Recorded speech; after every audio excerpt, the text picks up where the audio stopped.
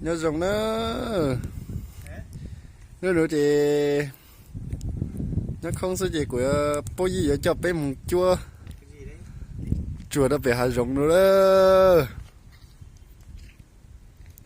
nào bố gì mùng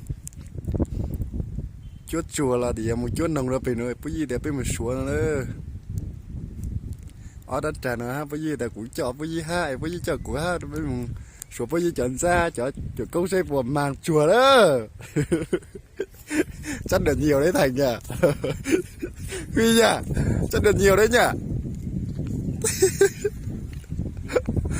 đi Thành này cần dao đi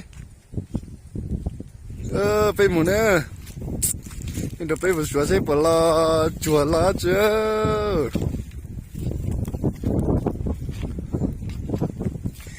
cũng chỉ muốn đồ lừa dối chỉ bố gì dù chết dù tôi của đấy bây mù xóa chùa bây mù xóa của giờ bây giờ cho công nè bây giờ mù ý đâu để của chụp bây giờ cho công thì rồi trả chẳng ra rồi chơi đó được bây giờ bây mù xóa bây giờ cho công thế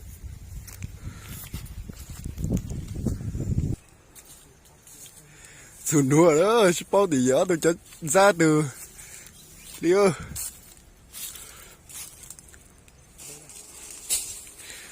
tao bố gì nhiều vú của đi là tôi ý lấy trái kẹo sùi đó lấy trái kẹo sùi đi chứ của ấy chưa có kẹo sùi đi cũng chậu bố gì tôi một xe tôi chờ ra ha tôi tuần hồng đi chẳng đó một nồng cửa ha nữa một chuột quạt cành nữa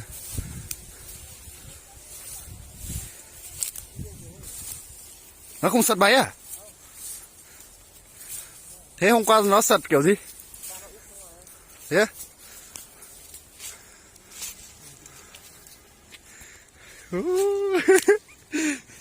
quý tao phủ bố gì cần ra liền đây đó bố gì trồng ra giờ lấy ở bên lì nè thì giờ chuốt chùa lúc khó chùa nó tỏ lại chợ ô su chợ bao ô phủ ha vào sửa bao chợ tài ha mà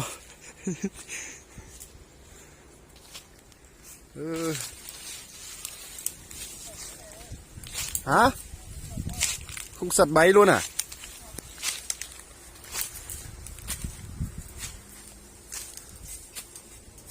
cho anh ra xem nào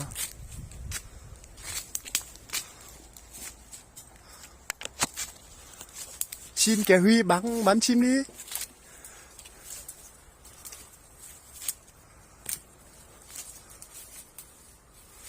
thân thì thần thấy lon trông nữa thôi mà cam trụ cửa rồi thôi mà sửa chuột nó không ra thôi em phải cho hả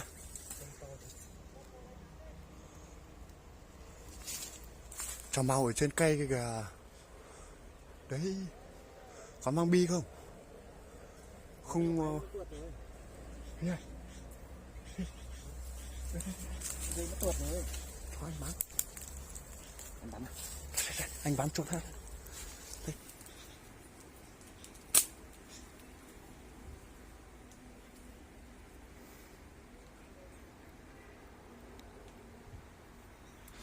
Này cũng không sập nó không ra nữa rồi vậy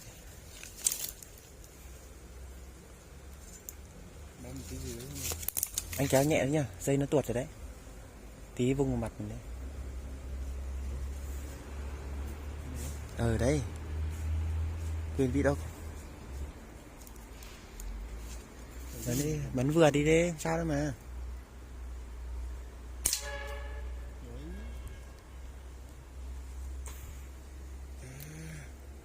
nó ăn mấy cái quả này Huy này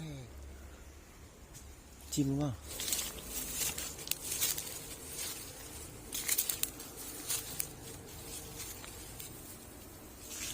đấy này làm theo đường này ấy chặt cây đấy ô cái chết rồi cây khô à nào cây bé thôi cũng được tìm cây nào đẹp đẹp tí cái đây cũng được Thành biết làm không Dao này con thua rồi. Lấy cái dao của Thành kìa, ngày hôm qua anh chặt đấy.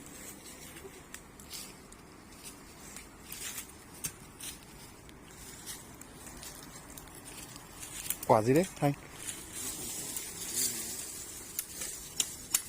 Mình làng đường như kiểu bái xin ấy, nó khát thấy mà.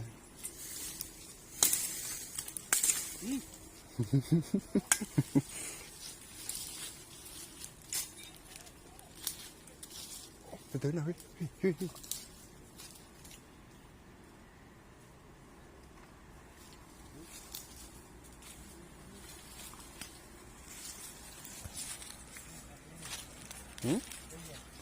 Làm đâu cũng được.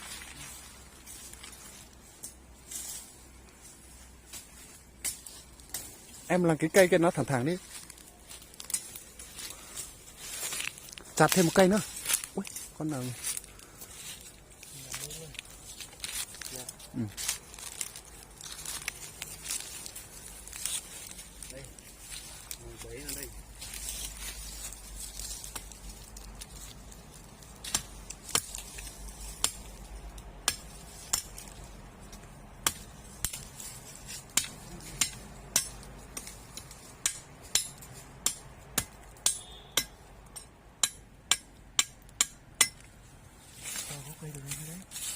Hả? Chặt thêm một cây nữa. Thành.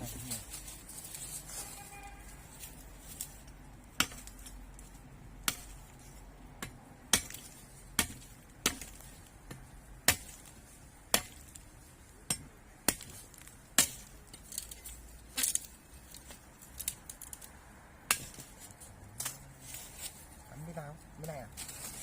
Nè. Ừ.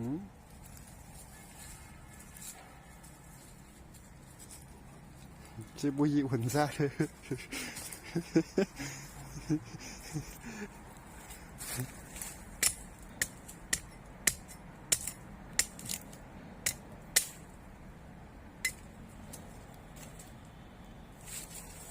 Đây cần điện thoại anh làm cho nó ấy em làm.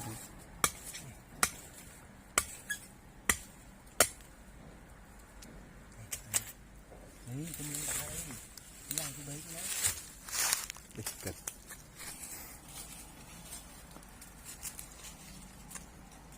Tên anh làm nhé. Anh chỉ làm mẫu cho một lần thôi.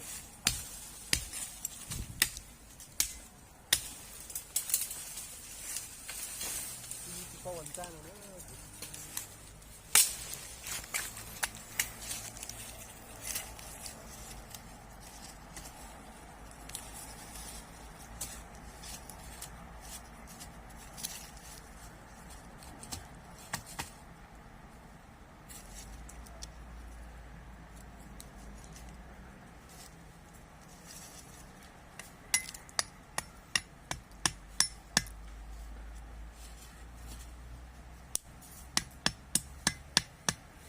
Anh đấy đá đập thôi. Anh cho ép vào cây này luôn này. Đây. Anh lấy cái cây đóng đất này.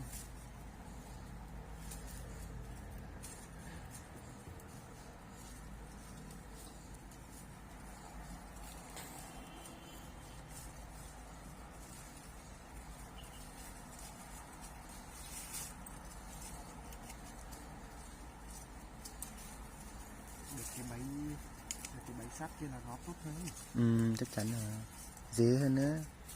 Thành ơi, Thành, còn tiền thì đi mua cái bẫy sắt kia. Em đỡ phải đâu đâu.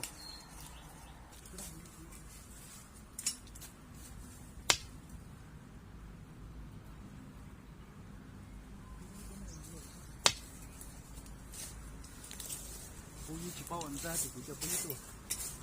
Nếu sống ra là bao nhiêu nữa đó. Cái được nhiều nữa.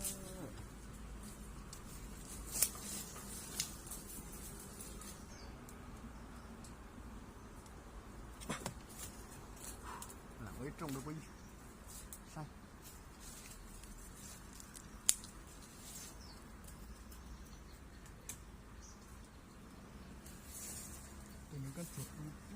mà một chủ công nữa phim tộc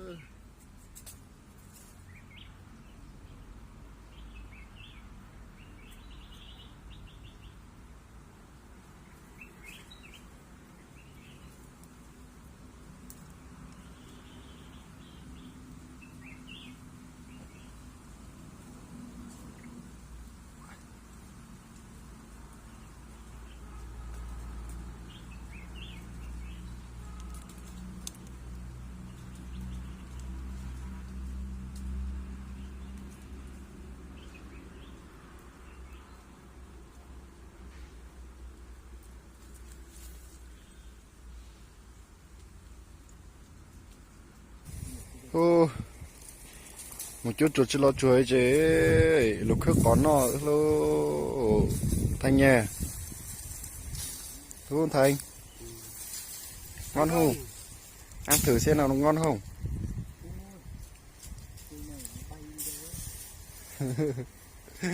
sao chỉ sang này lô lùn sang công ta chép lang lì chép lang ngon thế ngon rồi chơi plat cho tao đi chơi được hết cỏ nọ lô được tôi sát cỏ nó một bé rồi vừa say bún gì tôi chở cho công rồi chế ở tôi chút quật lấy cái chứ mấy tôi chua lấy chứ chơi plat cờ đi chơi ô đói có huy đói quá bây giờ đi ăn trộn củ đậu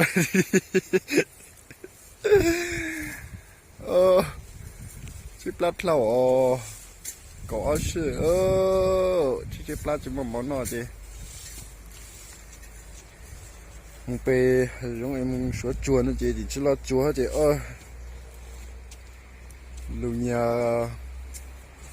lù nhà có gì nè lù nhà có nó chứ cũng khơi là y lưu ở này chép lăng cơ được chưa được chưa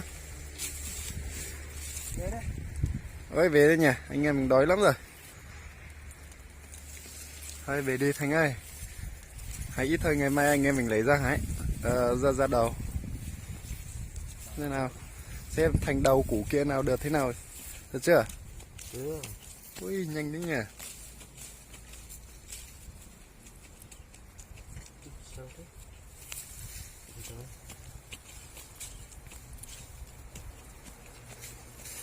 ngon lắm Huy nhỉ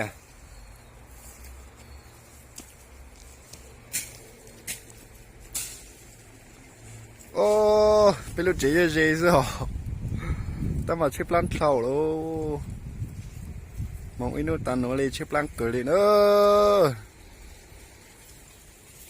đi chụp phùng gì đó bây say lên nữa xưa nhưng kỳ bây đã có một số chùa bây mà lên cho mình mà một chuột cưng cậu mua chia cưng cậu đấy nàng chia này nàng chia mà một trong lô thành đục tình đó mà chỉ muốn chỉ tua đi có tụi một chua này bây giờ nó một chua này chỉ cho cũng phải một số rồi chỉ đua quật lấy chứ chỉ xài tới trồng được rồi đúng không phải về nhỉ ngon đấy về đi Huy ơi đói rồi Ronaldo gọi điện anh em mình ăn cơm rồi nhưng mà đói lắm lùn chắc cũng tờ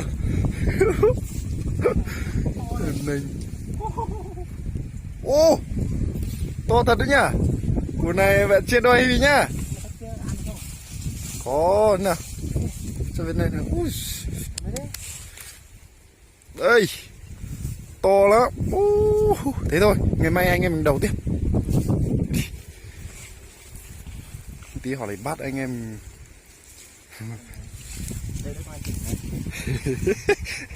đất quan tỉnh nhưng mà củ đậu của nhà ta đấy người họ của họ đấy về đi đói về còn tắm rửa các kiểu rồi với ăn cơm nhỉ đâu thêm củ nữa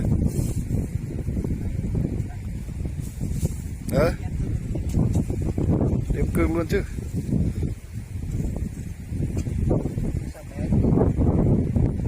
Bé với ngon. Mai anh em mình còn đi bẫy chuột chứ. Ô được nhanh nhỉ.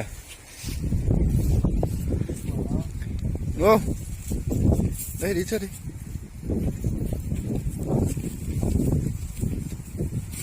Ôi dồi.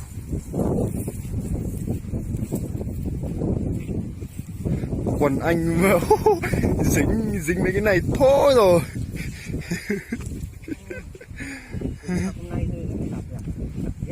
Của anh làm thế, mặt hôm nay phải giặt. Ok đấy nhỉ. Còn đi nhiều mà đúng không? Cầu xong là xong hết.